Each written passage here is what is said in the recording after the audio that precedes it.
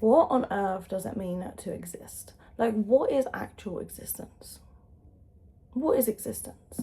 If our whole life has literally been technically living and experiencing and perceiving the world from the prisons of our limitations that have been created, and our system is literally imprinted from the stories that our ego makes up and our mind tells us from the belief systems that we have, and our ego will then try to justify the stories that we have once made mean something, which are our limitations.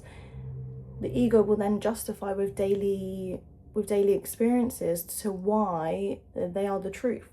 So then we are walking around thinking that we are the truth of our limitations and that they are that, but actually we're the ones that made it up in the first place. We're the ones that made up our own limitations in the first place by assuming what we think something actually means when it's not actually what it means. And then we are living in the prison, walking around here, looking for evidence to why that is the truth. Hi, my name is Courtney and welcome to the channel. I am just figuring out my life, not knowing, I don't really know anything, to be honest with you. I'm just figuring it all out. But one thing I have just figured out is that I had a problem with trying to manage other people's emotions and other people's well-being over my own, meaning that I created a belief that it is safer. I will be safe if I can manage those around me and make sure that they are comfortable. And if someone around me is uncomfortable and I don't manage that, then that means danger for me and that means unsafety for me.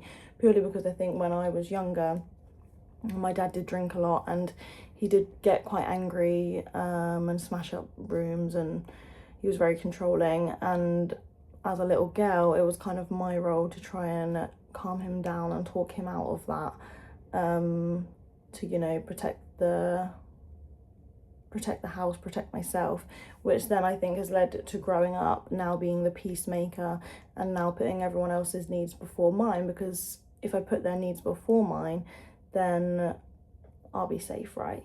But then there's a lot that comes along with that, because then the mind has actually made up so many stories that I'm a bad person if I don't think about someone. Like, your mind basically will come up with anything. Like, what your mind tells you is not the freaking truth, okay? I'm just discovering, like, the thoughts that go through your mind are nothing to do with your true essence. They have nothing to do with your true essence. Everything that your mind is telling you are actually just the ego's way of finding stories to justify your limitations, your limiting belief systems, what you think about yourself. What you think about yourself is not true. But if what you think about yourself is not true, if the limitations about yourself are not true, then who the heck are you? Who the heck are you? Like, because there's far more to you than you could ever possibly imagine. And what if you are the one that holds the key inside the prison of your own mind, and only you can set yourself free by just simply being aware that the stories that your mind is telling you are not your truth, but because your mind has told you these stories for so long, you believe that these patterns are you. Like, for me, for example, I do have a kind heart. I do have so much love to give. And I am so willing and caring. But there's also a side of me that my ego has used them characteristics about me to justify the story of why my needs don't matter, why I have to be the peacemaker, why I have to put everyone's needs before mine, why I have to change my own self, change who I am based on who I'm around, to make sure that I don't mess anything up, to make sure that no one gets angry, to make sure that everything stays peaceful, make sure that I stay quiet, make sure that no one notices me, make sure, like, all of these things that I think, oh, it's just because I'm sensitive and I am a kind person. No.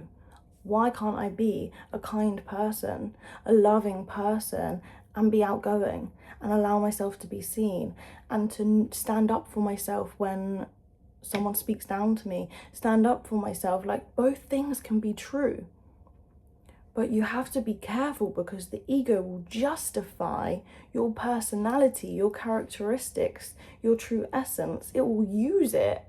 It will use it to justify why you're not enough, which is freaking crazy. It's freaking crazy. It's insane. But it's true. It's true. And it's like, oh, I'm going through such a weird time in my life right now. I'm in London by myself, right? I've never been to London by myself. I've only been to London like twice in my life, and that was for like an event or something. Like, I've never actually been here.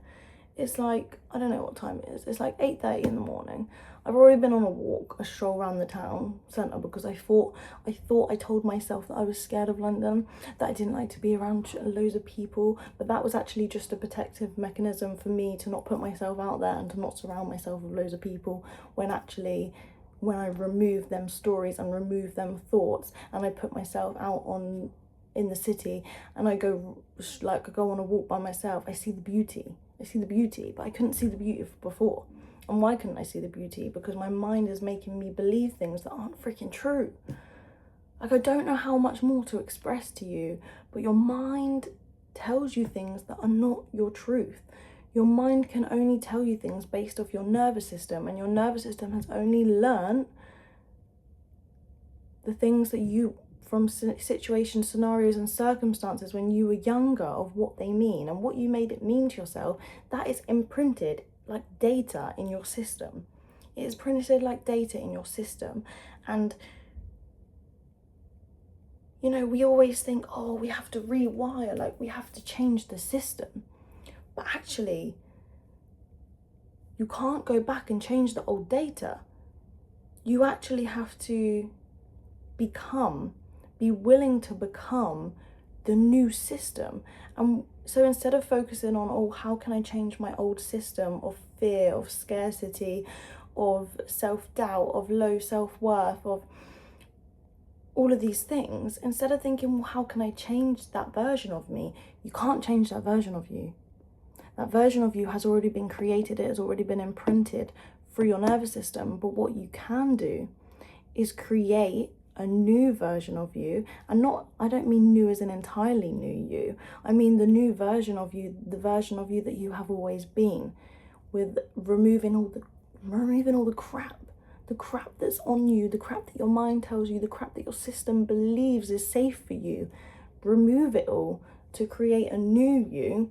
And as you create that new you, your life and your reality have no choice but to make that your current reality.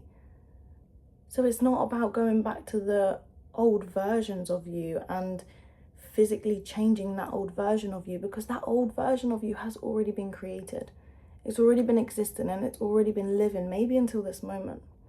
But what you can do is allow yourself to be open and allow yourself to be the new version of you, which the new version of you is the you that you have always been. And by being that version, by allowing yourself to be that new version, you then allow your reality to match that and create that new version of you. There's nothing wrong with the old version of you. There's nothing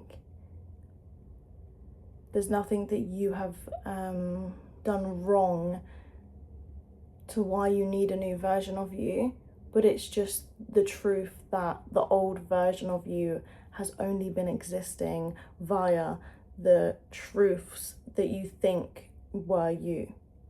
But if all of them truths are not you, then who the hell is this new version of you? And that's currently what I'm discovering. I'm not even joking you, I sat in this hotel room last night until 12:30 in the morning, and I just sat without my phone or anything, and I just said, okay, what do I need? What do I need? Who am I? And you know what? I felt all this fear and uncomfort, and first my mind was trying to tell me like, oh, how's your partner doing at home? How's your kids doing? Oh, how's your mum doing? Like, and my mind was trying to distract me from having time to myself, as if like being me, sitting with myself and allowing myself to exist as me and not being useful to anyone else is such a fear to my ego, and so scary that this fear was so deep. But you know what? I sat there and I let myself cry for God knows how long. And do you know what was beneath the fear? Do you know what was at the bottom of it all? Expansion. Expansion. So what I'm telling you is, beneath all of the false truths that you think that you are, there lies an expansion that your soul's essence desires for you to tap into here in this physical world, because you came here to expand. And that is it, plain dot simple. But you are currently living in a prison, and your mind and your ego are trying to justify the reasons of why you deserve to be in that prison, or why that is your reality.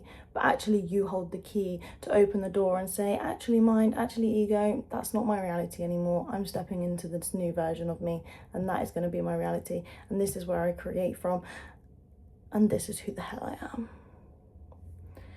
So I'm going to explore London today on my own, see where life takes me. And I'm exploring it as me, not as my limitations, just as me. And I'm allowing myself to just exist as Courtney, and that is it. And maybe if you're seeing this video, you just need to allow yourself to exist as who you are, not your to-do list, not who you are to other people, but just as the expansion of your soul and who it is that your true essence came in to be. I freaking love you. I freaking love people. I love everyone. I love everyone. I got so much love to give. I love people. I see the good in every single one. There is good inside of you. Dig deep. You're not bad. You're not your limitations. Just freaking give yourself a chance. Give yourself a chance to just exist as you. And I promise you, you will find the most love that you have ever felt within your own heart, compared to what the external world can give you. Love you so much. Bye-bye.